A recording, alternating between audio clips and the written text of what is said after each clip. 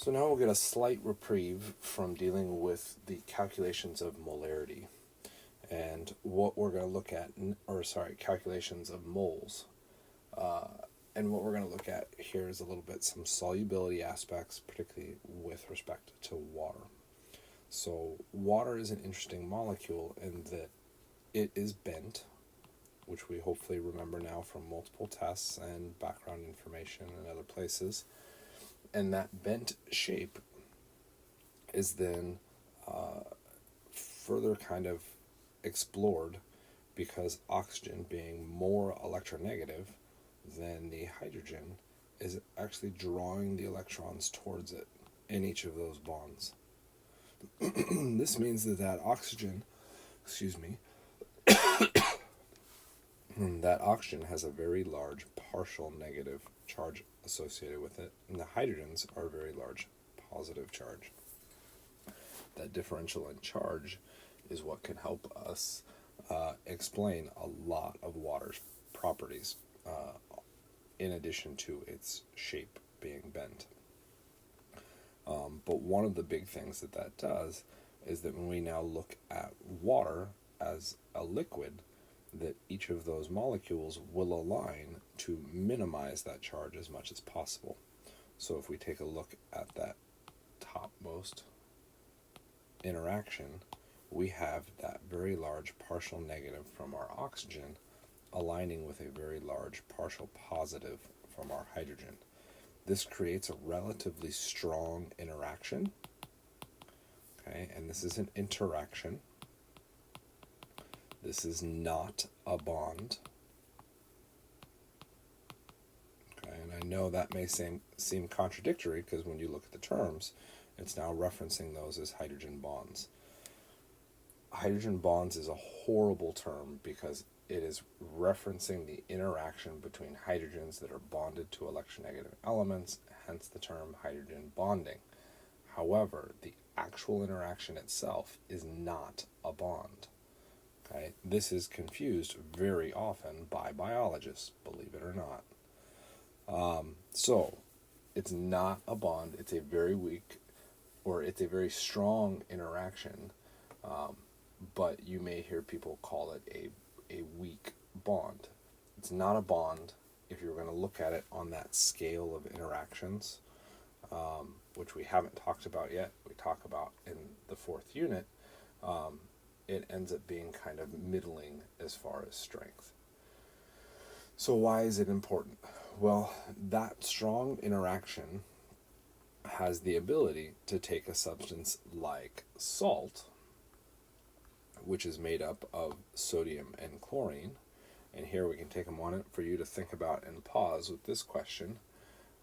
We've got two colored balls in here, one purple and one green. We're going to say one of them is sodium and one of them is chlorine, and in fact it's going to be sodium ion, and the other one will be chloride ion. Which one do you think is which? Go ahead and pause and take a minute to think about it. And hopefully you should recognize that the chloride ion should be the purple one, and the sodium ion should be, as I say and write different things. The sodium ion is purple, the chloride ion is negative. The chloride should be larger because it has gained electrons. The sodium ion should be smaller because it has lost electrons. That salt has those very large charges, and it turns out that water can align its partial charges of partial positive charged hydrogen to that chloride, and the partial negative of our oxygen, and this is going to look a little bit weird, can align with that sodium. And so what that ends up doing is that ends up ripping the sodium ions away from the chloride ions, and we have thereby broken an ionic bond. This is one of the reasons why I said earlier in the semester that the dissolving of salt is I can't focus this morning, is a chemical reaction. So what will happen is that our water molecules will coordinate positive to negative around each of these individual species, in such a way that they stabilize that charge better than if it had been left in the solid. And so what happens is we now dissolve our substances. So our ionic substances dissolve very, very, very well in water because those hydrogen bonding interactions in sum total are strong enough to pull the salt apart. Okay? So this solubility aspect is going to be very heavily dependent on the strength of the interactions between the solid, so solid-solid interactions, the liquid-liquid, and in this case, since we're really only talking about water, we can say water-water interactions, and comparing those to the strength of interaction happening between the solid and the liquid. If our solid-liquid interactions end up being stronger than the solid-solid and the water-water, sound a bit repetitive, we get the substance to dissolve. Okay, and so the big thing that you should be picking up on here, because we aren't identifying what those interactions are yet, is primarily just that compounds can dissolve in water. There are rules that allow us to predict those to a certain extent. The absolute predictions of those would be our solubility rules, which is a bit of a weird statement to make because our solubility rules are experimental results. Okay, so those are actual facts. You're memorizing somebody else's experiment. But that's what's happening with solubility. Okay, one of the other contributing factors that's interesting to look at is that temperature can also have an effect on this.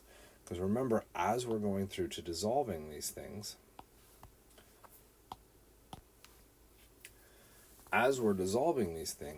we have to break all of the attractions between each of those particles. Okay, so we are effectively taking that solid and separating each of those pieces really far away from each other. So the process of dissolving is really a process of going from solid to gas, or even solid to liquid. Okay, so that process we've discussed and talked about before. That's the process of phase change. And to cause a phase change, we typically need heat. So when we dissolve something, it is very similar in effect as what's happening when we transition from a solid to a liquid to a gas. So if we combine those two concepts with each other, what we can get is what's known as a solubility chart. And notice that what we're going to do is we're going to plot temperature on our x-axis, and then on our y-axis, we're plotting the grams of solute dissolved in 100 milliliters of water. Because the volume of liquid can change our solubility, we want to keep that constant, which is why we're labeling that as 100 milliliters, and we're not changing that. And then what we're referencing on this axis is really just the mass of solid that we could go through and dissolve, okay, at an individual temperature. So if we were very, very high up here on this curve, we're saying we can dissolve 500 grams in 100 milliliters of water. Well, that would suggest that it dissolves a lot, so we could call this very soluble. If we looked at the other location, we're looking at, let's just go to 50, okay? We're now saying we can dissolve 50 grams in 100 milliliters. Well, that's not very much at all. That would be like saying that it was not soluble. These extra labels can help us go through and deal with interpretations if we're asked to interpret it, which you will be. Okay, and just like we did with the y-axis, we should also do it with the x. 100 degrees Celsius would be a bit silly to call, but it works. Hot. And 0 degrees Celsius, conversely, would then be cold. Now that we have these labels on here, we can try and apply that knowledge to our curve. Okay, so what is the curve referencing? Again, the curve is referencing our solubility. Okay, so what do we mean by that? That's how much can dissolve. So we're going to look at sugar because sugar is more interesting than salt at this point. So let's pick an individual point. Let's say a temperature of, let's go with a nice middle, we'll go with 50 degrees. So at 50 degrees Celsius, how much sugar will dissolve in water? So to go through and deal with that interpretation, 50 degrees Celsius, I just realized I didn't want that color on there. At 50 degrees Celsius, what we can go through and do is see where it intersects the line, and we're getting about 250 grams of sugar dissolved. Okay, that's how we are interpreting that chart. Okay, well, what if instead of having 250, because this is now saying we can dissolve 250 grams, what if I say instead I only have 150 grams? Okay, what happens with that 150 grams?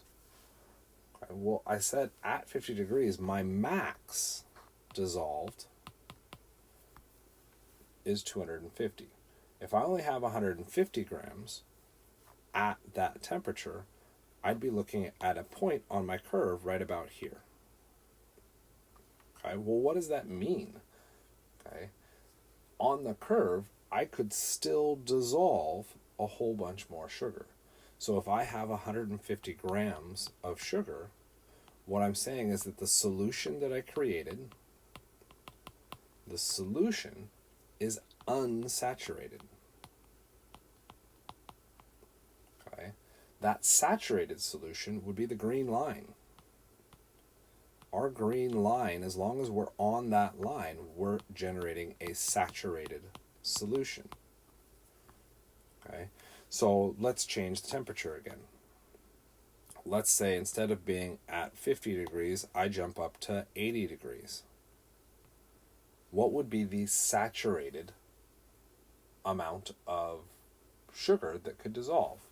Well, to figure that out, we said the green line is our saturated. So I move up my red point to that 80 and 350 grams. So my saturated amount of sugar in water is going to be 350 grams of sugar. Okay? So this covers kind of two aspects or two definitions for us. It gets us the saturation line,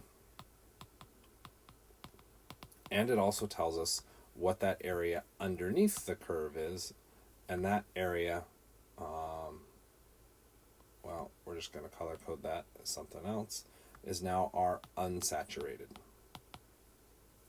Well, what is above the curve? Well, as you might guess, since there were three terms that we've got to identify, that above the curve is now going to be supersaturated.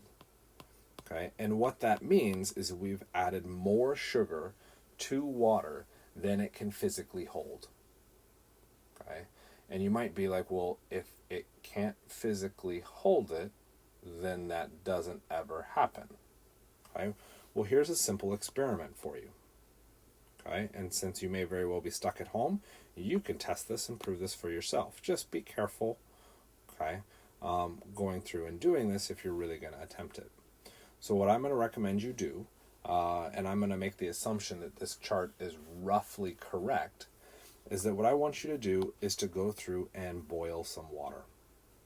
Okay, so get water up to this really hot area. So hot water could burn you. Please be careful.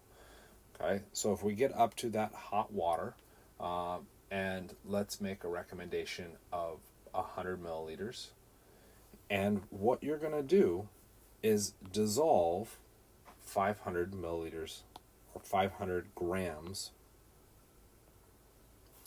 of sugar in it. Okay, because you're getting some evaporation, you might get a slight variance in there. You might have to add a little bit more water to get all of that 500 grams to dissolve.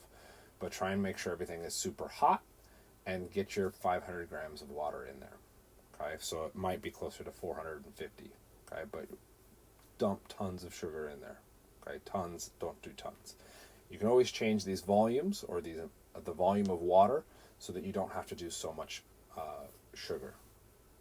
Okay, at this point, what I now want you to do is to pour it into a mason jar or just a glass if you've got a glass. So you've got your glass and you've got your water inside it. Okay, and that water has a bunch of sugar particles dissolved in it. Okay, and now what you're going to do is just kind of leave it alone. Okay, if you want to get extra fancy, what you can do is get a stick that will fit over the top of your glass, tie a string to it, and hang that string into the sugar water solution. And now just leave it alone. Okay. It may take a couple days, but hopefully what will happen is that cools to room temperature. You will start to see crystals form on the string. Okay, and they'll probably also form all over the side of the glass. It's sugar, so it's okay. And what that is that the sugar that you dissolved at 500 degrees Celsius, you've now allowed this solution to cool to room temperature, roughly 20 degrees Celsius. Okay? Why does that become important? Well, that solution that's now holding all of that sugar realizes that we shouldn't have that much sugar in there. And so the supersaturated solution attempts to alleviate that stress by causing that 500 to 200 gap, this 300 grams of sugar, to crystallize out a solution. Okay? And that's how we end up getting these nice kind of crystal rods that we could potentially spin around as a weapon. The sugar would crystallize and break off, so don't do that. It would make a mess. Okay, but we now have 300 grams of sugar crystallized on a string, okay, or a stick if we wanted to put it on a stick. And there we go. We've got rock candy. That whole process takes advantage of this solubility curve and that supersaturation. As long as we do things carefully and slowly, we can trick the solution into keeping things dissolved. Okay? So, I'm going to delete all that. And we've got our solubility curve that shows sugar and salt. Well, a lot of substances will dissolve in water. And so not all solubility curves will look the same. Okay, but you will notice a general trend in the vast majority of these. They all increase upwards. Each of these substances will increase in solubility as we add temperature, which makes sense because what did temperature do? It caused the crystal to break apart. So adding heat and water should just speed that breaking process. You'll notice that's not 100% perfect. There are some weird exceptions, like in this case, our selenium, what is that, selenium 3 sulfate? That's not selenium. Cerium? I think that's cerium. 3 sulfate does not increase in solubility, it actually decreases. So that's just kind of an interesting observation. It's not a perfect system, but we're looking at those same general principles that we talked about applying to this.